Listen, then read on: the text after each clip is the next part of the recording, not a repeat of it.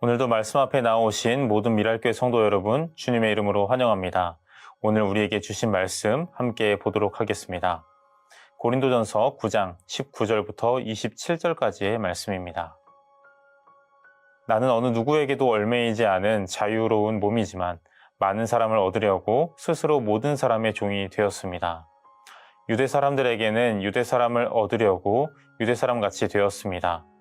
율법 아래에 있는 사람들에게는 내가 율법 아래에 있지 않으면서도 율법 아래에 있는 사람을 얻으려고 율법 아래에 있는 사람같이 되었습니다. 율법 없이 사는 사람들에게는 내가 하나님의 율법이 없이 사는 사람이 아니라 그리스도의 율법 안에서 사는 사람이지만 율법 없이 사는 사람들을 얻으려고 율법 없이 사는 사람같이 되었습니다. 믿음이 약한 사람들에게는 약한 사람들을 얻으려고 약한 사람이 되었습니다. 나는 모든 종류의 사람에게 모든 것이 다 되었습니다. 그것은 내가 어떻게 해서든지 그들 가운데서 몇 사람이라도 구원하려는 것입니다. 나는 복음을 위하여 이 모든 일을 하고 있습니다. 그것은 내가 복음의 복에 동참하기 위함입니다. 경기장에서 달리기 하는 사람들이 모두 달리지만 상을 받는 사람은 하나뿐이라는 것을 여러분은 알지 못합니까? 이와 같이 여러분도 상을 받을 수 있도록 달리십시오. 경기에 나서는 사람은 모든 일에 절제를 합니다. 그런데 그들은 썩어 없어질 월계관을 얻으려고 절제를 하는 것이지만 우리는 썩지 않을 월계관을 얻으려고 하는 것입니다. 그러므로 나는 목표 없이 달리듯이 달리기를 하는 것이 아닙니다. 나는 허공을 치듯이 권투를 하는 것이 아닙니다. 나는 내 몸을 쳐서 굴복시킵니다.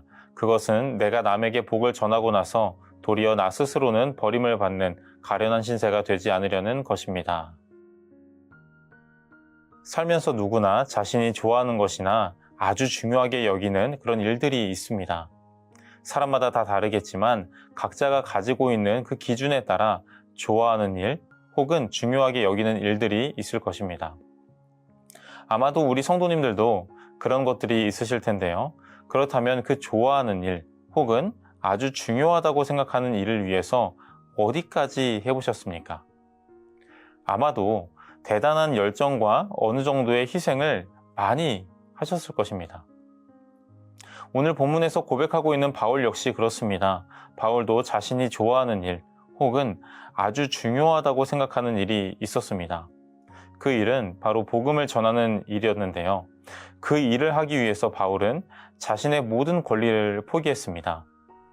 오늘 본문의 바로 앞에서 소개되고 있는 내용, 그러니까 이 9장의 시작 부분부터 오늘 본문인 23절까지는 바울이 자신의 권리를 포기한 내용에 대해서 소개가 되고 있습니다.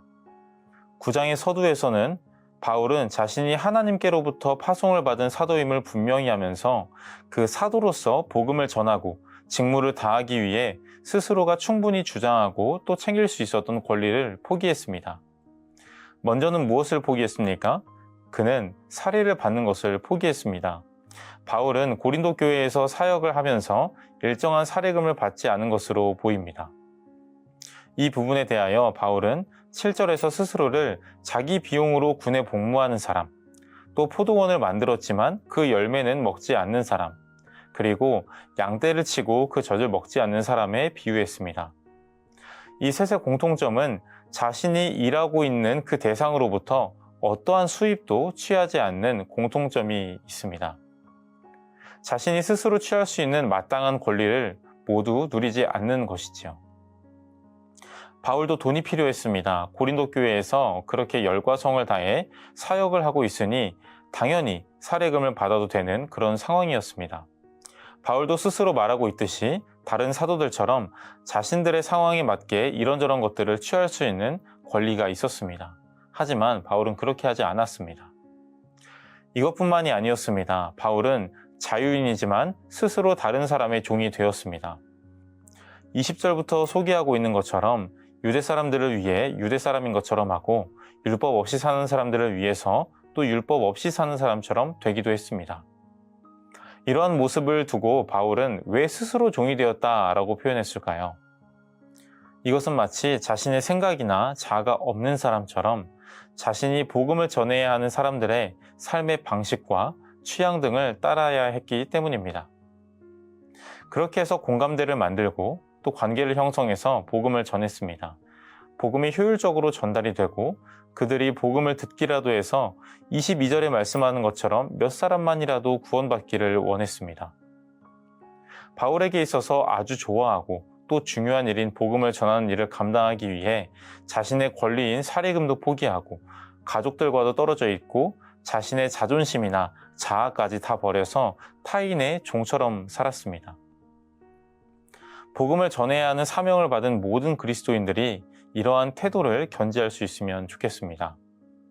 때로는 하나님 나라를 위해 여러 가지의 것들을 내려놓고 나의 권리를 복음을 전하기 위해 가장 좋은 모습으로 선택할 수 있으면 좋겠습니다. 그래서 내가 받은 복음이 나에게서 끝나지 않고 주변의 다른 사람들에게도 전해지도록 내가 복음의 통로가 되어서 하나님 나라의 복음이 끊임없이 흐를 수 있게 되기를 간절히 소망합니다. 이렇게 복음이 전달되는 통로로 부름을 받은 우리는 꼭 해야 할 것이 있는데요. 그것은 25절에 소개되고 있는 바로 절제입니다. 여기서는 예수님께서도 사용하셨던 표현 방식이자 유대 성경 해석 방식 중 하나가 등장하는데요. 그것이 바로 칼 와호메르라는 표현 방식 혹은 성경 해석 방식입니다. 칼은 가볍다라는 뜻이고 호메르는 무겁다 혹은 엄하다라는 뜻을 가지고 있습니다. 그래서 가벼운 차원에서 보다 더 무거운 차원의 진리로 비교해서 연결을 하는 표현 방식입니다. 그러니까 더 작은 개념과 더 큰 개념을 비교하면서 그 의미를 강조하는 것으로 한국어로는 하물며라는 단어로 표현이 될 수가 있습니다. 그러니까 이렇게 작은 것도 이 정도로 하는데 하물며 이렇게 큰 것은 얼마나 더 잘하겠느냐라는 식으로 표현이 되는 것이죠. 25절에 복음의 통로로 부름을 받은 모든 신자들은 반드시 절제를 해야 한다고 말을 하는데 이것을 강조하기 위해서 그런 기법을 또 사용한 것입니다. 즉, 썩어질 월계관을 위해서도 그렇게 달리기 선수들이 절제를 하는데 하물며 영원한 월계관을 위해서 믿음의 경주를 하는 우리가 절제하지 않고 내 마음에 내키는 대로 살아도 되는가, 이 부분을 강조하고 있는 것이죠. 달리기 선수와 썩어질 월계관, 그리고 믿음의 경주를 하는 신자들과 영원한 월계관을 비교하는 것입니다. 실제로 달리기 선수들, 곧 마라톤 선수들은 1등을 할 경우에 그 사람만 월계관을 차지했습니다. 명예와 여러 혜택을 상징하는 그것을 차지하기 위해 엄청난 절제를 하며 훈련하고 또 달립니다. 그들이 달리기 위해서 얼마나 많은 것을 참고 견뎌내겠습니까? 먹는 것도 참고, 쉬고 싶은 것도 참고, 여러모로 많은 것들을 절제하며 살아갈 것입니다. 그런데 그들이 그렇게 절제해서 얻게 되는 것이 무엇입니까? 곧 썩어질 월계관입니다.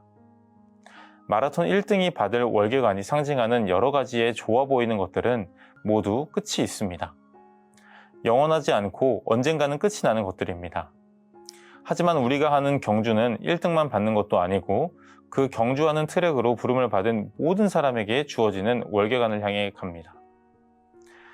그런데 놀라운 것은 마치 참가상처럼 모두에게 주어지지만 그 월계관은 끝이 없습니다. 영원합니다. 우리는 그 영원히 썩지 않을 월계관을 향해서 나아가는데 그때 해야 할 것이 바로 절제라는 것이죠. 금방 썩어질 월계관을 위해 달려가는 사람들도 그렇게 절제를 하는데 하물며 영원한 월계관을 위해서 나아가는 우리는 얼마나 더 절제를 하며 살아야 하겠습니까? 우리가 달리는 믿음의 경주는 26절에 바울이 고백하고 있는 것처럼 그냥 언뜻 보기에는 아무런 의미와 목적이 없는 경주인 것 같지만 실제로는 그렇지 않습니다. 가시적으로 선명하게 보이는 월계관이 아니라 잘 보이지는 않더라도 영원한 월계관, 곧 신자로서 누릴 수 있는 하나님 나라의 복을 알고 있기 때문에 그 목적지를 향해 달려나가는 것이죠.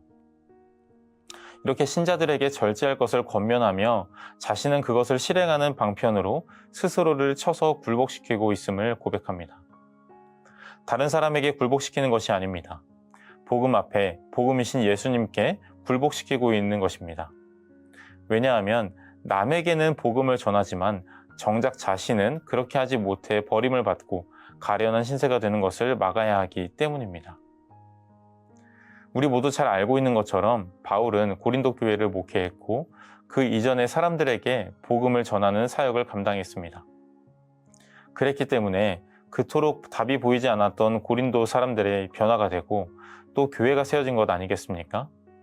그런데 그렇게 성도들을 위해서 또 교회를 위해서 복음을 전하고 사역을 했을지라도 자신이 그 복음에 굴복하지 않았다면, 그 복음대로 살지 않거나 믿지 않고 있다면 안 됩니다. 바울도 역시 다른 사람들과 똑같이 안타까운 결말을 맞이하게 될 것입니다.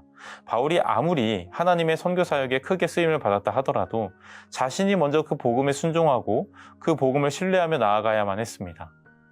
남에게는 복음을 전하면서 자신은 복음을 받아들이지 않는다면 그야말로 사꾼이자 버림받은 가련한 신세가 되지 않겠습니까?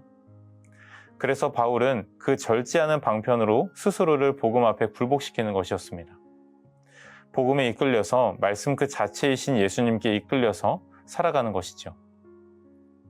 복음이 전해지는 통로로 부름을 받은 우리 미랄교회 성도 여러분, 바울은 자신에게 너무나도 중요했던 사명인 복음을 전하는 일을 위해 자신의 모든 권리를 포기하고 절제하며 말씀 앞에 스스로를 굴복시키며 나아갔습니다.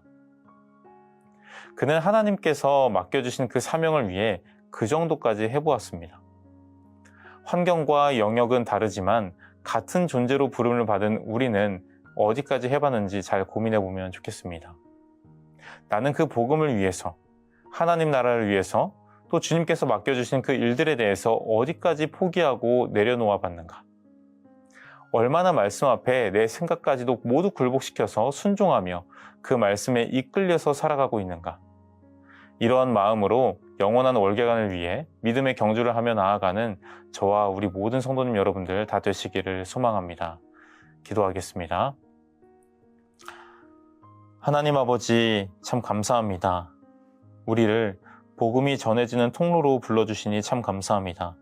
하나님 아버지, 우리가 복음을 외면하지 않고 우리가 먼저 복음 앞에 자신을 쳐서 굴복시켜서 그 복음에 이끌리며 나아갈 수 있도록 도와주시고, 정말 우리가 부름받은 그 사명을 잘 감당하며 나아갈 수 있도록 도와주시어서 정말 우리를 통해 복음이 계속해서 전파되고 또 우리가 먼저 그 복음에 감화되어서 복음에 이끌려서 그 복음대로 살아갈 수 있는 말씀의 능력이 우리의 삶 가운데 충만하게 임할 수 있도록 주님께서 우리와 함께하여 주시옵소서. 감사합니다. 거룩하신 예수님의 이름으로 기도합니다. 아멘.